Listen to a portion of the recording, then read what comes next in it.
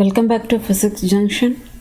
இங்கே வந்து நமக்கு வந்து ஒரு எல்இடி கொடுத்துருக்காங்க. இந்த எல்இடி வந்து கேலியம் ஆர்சனைடு பாஸ்பரஸ் அப்படிங்கிற மெட்டீரியல்னால ஆனது. ஸோ இதோட பேண்ட் கேப் வந்து 1.875 எலக்ட்ரான் வோல்ட் கொடுத்துருக்காங்க. ஸோ இந்த எல்இடி வந்து லைட்டை எமிட் பண்ணுது. அதோட வேவ்லென்த் என்னன்னு தான் கேட்டிருக்காங்க. வேவ்லென்த்தை பொறுத்து அதோட கலர் என்ன அப்படிங்கிறத நம்மளால் ஐடென்டிஃபை பண்ண முடியும். அதனால தான் கொடுத்துருக்காங்க. Mention the colour of the light அப்படின்னு கேட்டிருக்காங்க. இப்போ நமக்கு பேண்ட் கேப் வந்து இஜி தெரியும். E g equal to ஹெச்ன்யூ.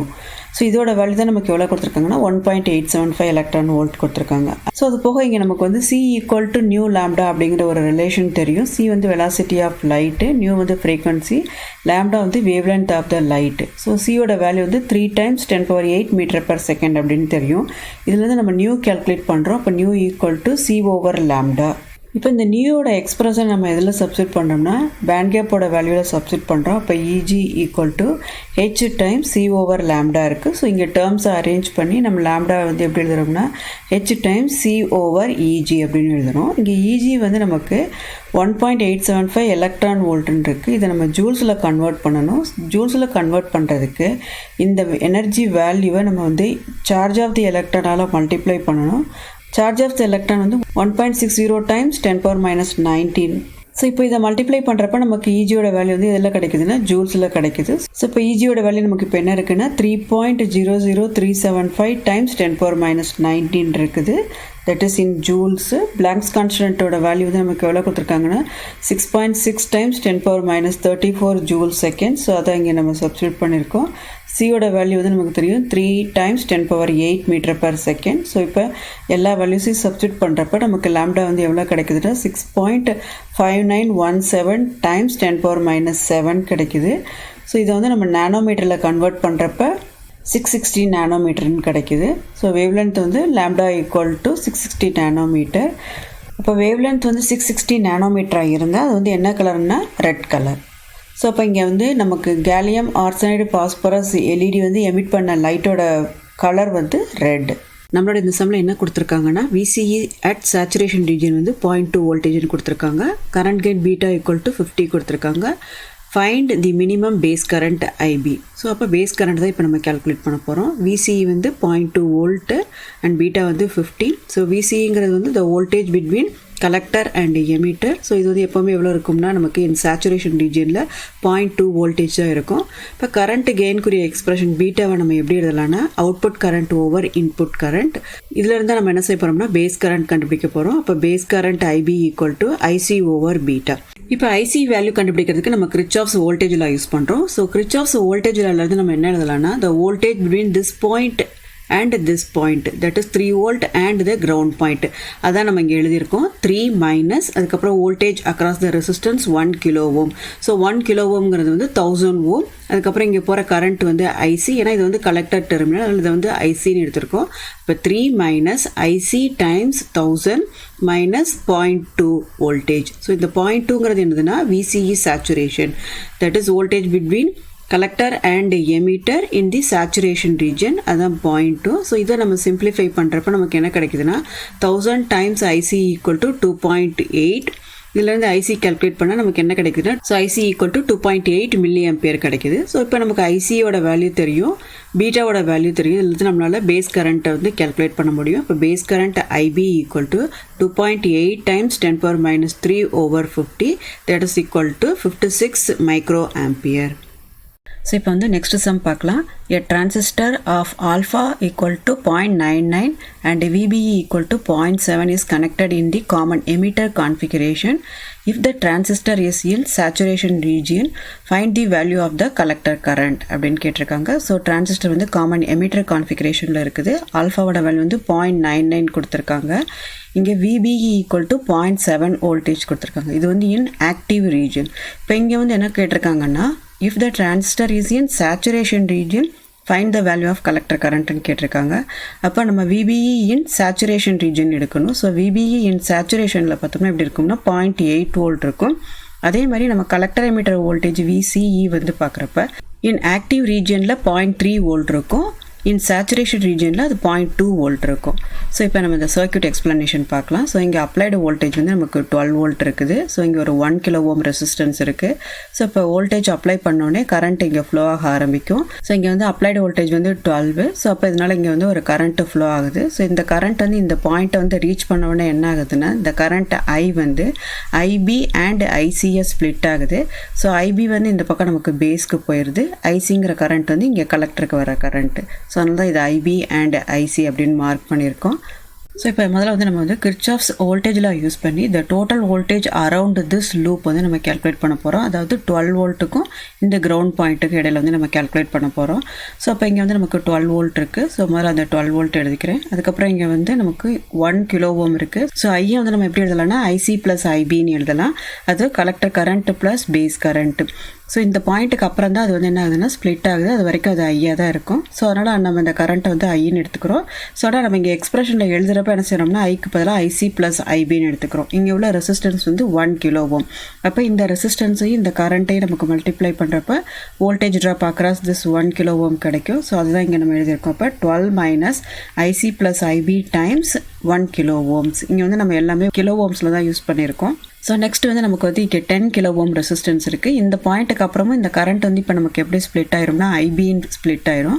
அப்போ 10 கிலோ ஓம் வழியாக போகிற கரண்ட் வந்து ஐபி.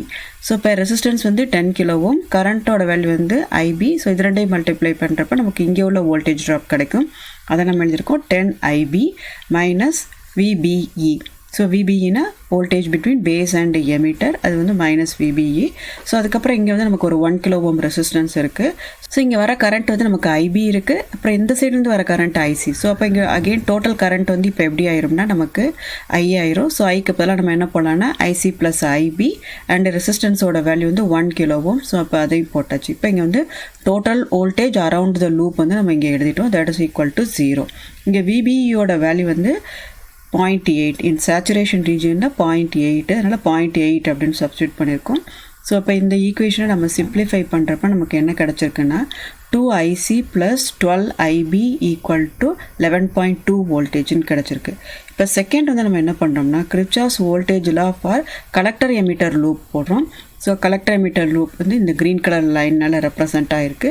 ஸோ இங்கே உள்ள டோட்டல் வோல்டேஜ் நம்ம கேல்குலேட் பண்ண போகிறோம். அகெயின் இங்கே வந்து 12.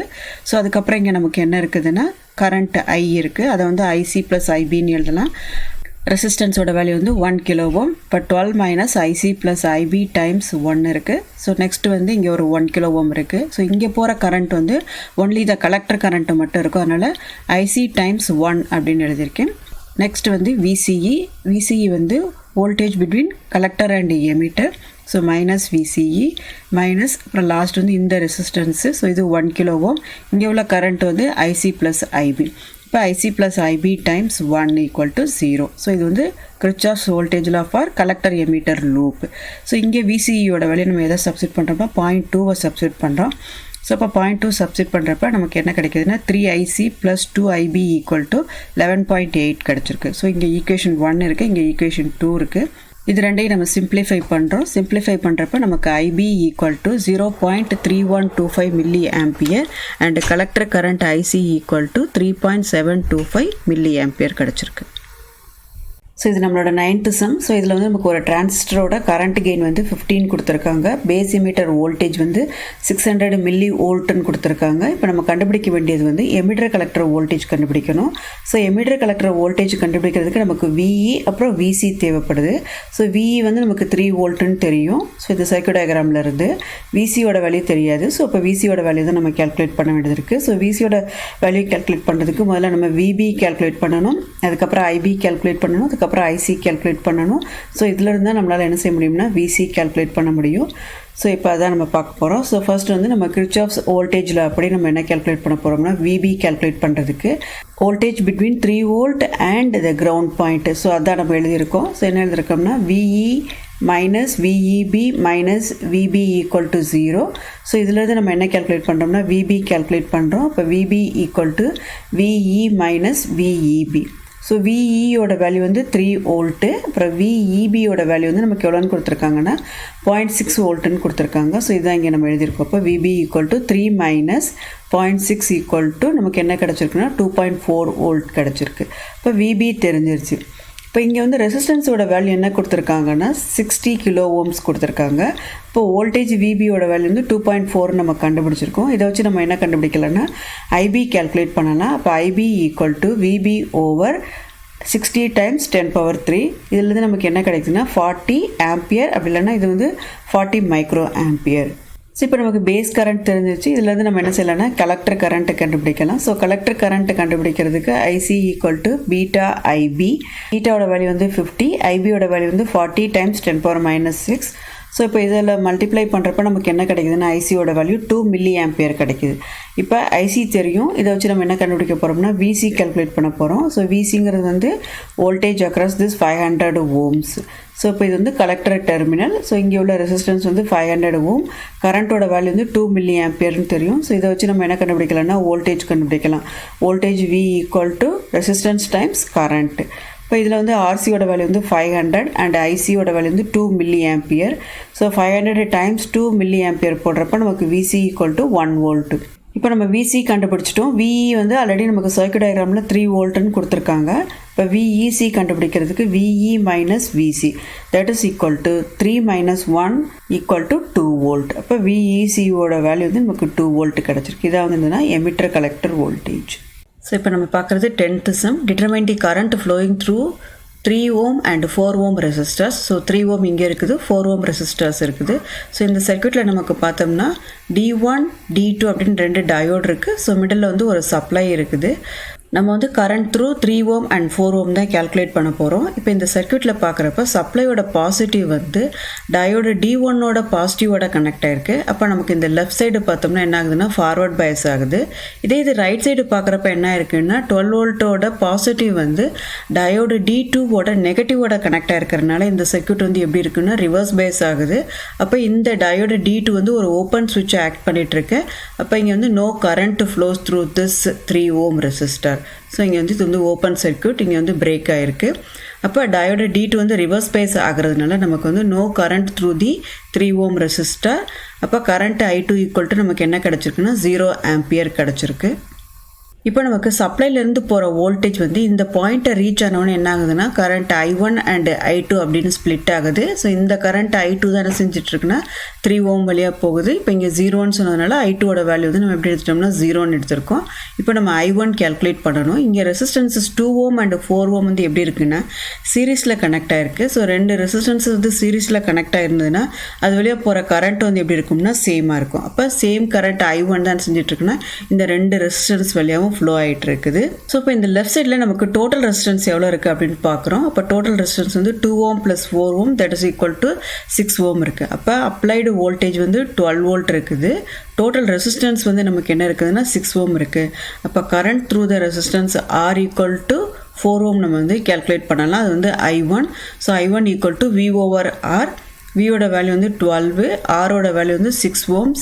இப்போ நமக்கு இங்கே என்ன கிடைக்குதுன்னா 2 ஆம்பியர் கிடைக்குது. இப்போ கரண்ட் I1ஓட வேல்யூ வந்து என்ன இருக்குன்னா நமக்கு 2 ஆம்பியர் இருக்குது. கரண்ட் I2ஓட வேல்யூ வந்து 0 ஆம்பியர். ஏன்னா இந்த சைடு நமக்கு என்ன ஆகிட்டு இருக்குன்னா ரிவர்ஸ் பேஸ் ஆகிட்டு இருக்கு. ஸோ இந்த சைடு வந்து ஃபார்வர்ட் பேஸ் ஆகிட்டு இருக்கு. தேங்க்ஸ் ஃபார் வாட்சிங்.